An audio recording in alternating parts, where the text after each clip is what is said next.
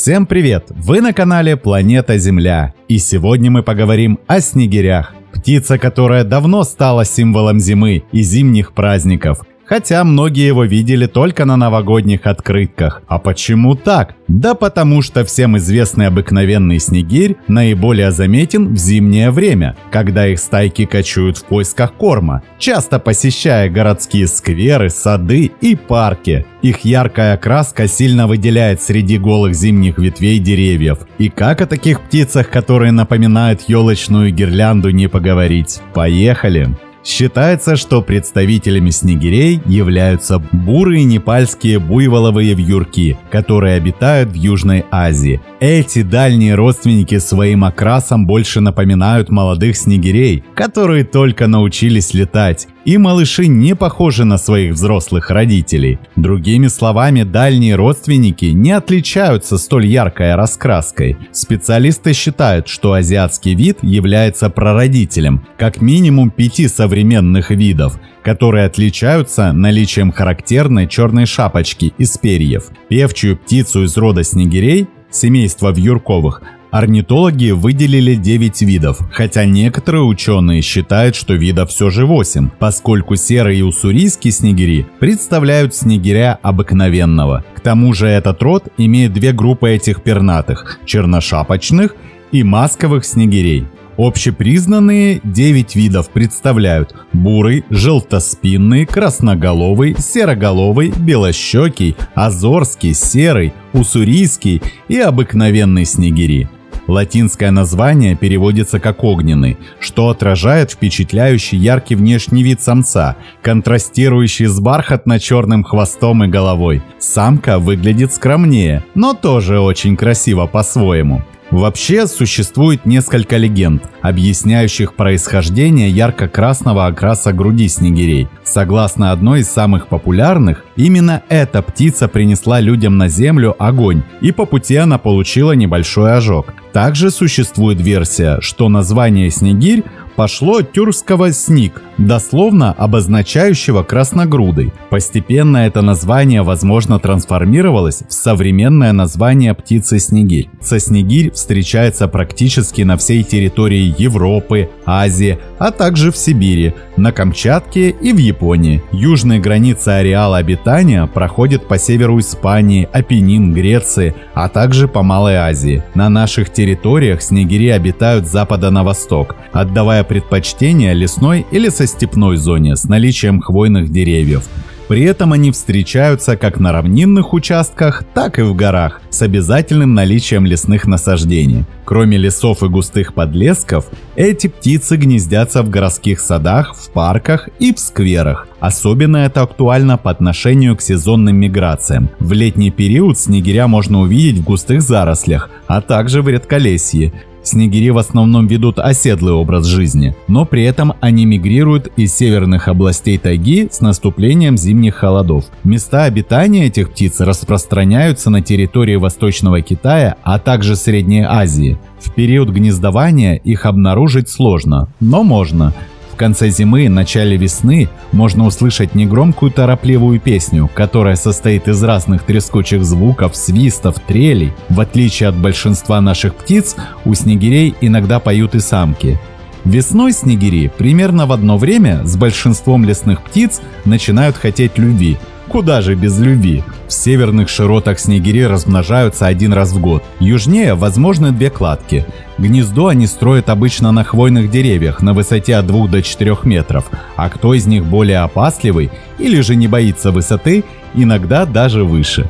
Гнездо снегирей обычно состоит из мелких веточек, травинок, иногда присутствуют шерсть и перья. В кладке обычно до 5 яиц светло-голубого цвета с редкими темными пятнами. Гнездо красногрудых красавцев всегда тщательно спрятано, и найти его трудно. Самочка насиживает кладку обычно 14-16 дней. В это время заботливый папаша ее кормит и следит за безопасностью. После вылупления птенцов их выкармливают оба родителя в течение 12-15 дней. Несмотря на свою беспомощность, птенцы снегирей имеют достаточно хорошее здоровье, и уже через несколько недель после рождения птенцы учатся летать. А еще через 2 недели могут вести абсолютно самостоятельный образ жизни. Начиная с июля месяца молодь сбивается в стаи, а уже в сентябре-октябре месяце они вылетают из густых зарослей. При этом они вливаются в стаи, которые перед наступлением зимы отправляются в более теплые регионы. Как ни странно, но у снегирей действует матриархат, и самцы беспрекословно подчиняются самкам, у которых непростой и задиристый характер. Как правило, виновниками семейных конфликтов всегда являются самки. Они эти споры никогда не доводят до драк. Хотя, кто его знает, может где-то под крылом присутствует небольшая снегириная сковородочка или скалка. При малейших проявлениях неудовольствия самок самцы тут же отступают, оставив своим возлюбленным самые объемные кисти ягод или ветви с обилием семян. И как тут не провести параллели, хотя у людей все это индивидуально. И в наших семействах встречаются как и примерные жены, так и заботливые мужья. Но помечтав, мы заметим, что и самцы снегирей еще не настолько подвижные по сравнению с самками. В целом, обыкновенный снегирь – немногочисленная птица. Гнездятся они неплотно, на значительном расстоянии пара от пары, но и агрессивного территориального поведения не проявляют. Исторически у славян снегири являлись одним из самых популярных птичек для домашнего содержания. Их часто называли русскими попугаями. Такое прозвище птицы заслужили благодаря своему особому таланту имитирования различных звуков. Снегири поют негромко, но зато непрерывно. При этом их мелодии состоят из звуков, напоминающих свист, жужжание или поскрипывание. Этих птиц можно слушать и слушать. Все стаи снегирей обязательно перекликаются между собой, но при этом они издают совсем другие звуки. Так а сколько же живут снегири? Находясь в природных условиях, снегири живут около 10 лет.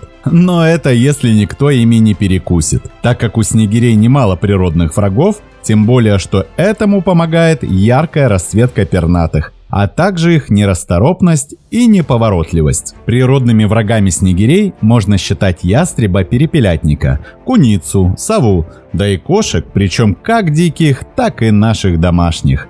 Итак, мы выяснили, кто питается снегирями. А чем же питаются они? Взрослые птицы кормятся семенами, почками, бутонами. Для птенцов ловят насекомых и пауков. Реже сами поедают животную пищу, когда совсем голодно. Зимой кочующие птицы поедают семена ясеня и клена, а также рябины и боярышника, выбирая их из ягод. Есть много сказок и легенд, придуманных людьми, почему самцы такие яркие. Я предполагаю, что снегирь – маленький павлинчик для своей самочки и хочет быть красивым для нее всегда, несмотря на ее характер.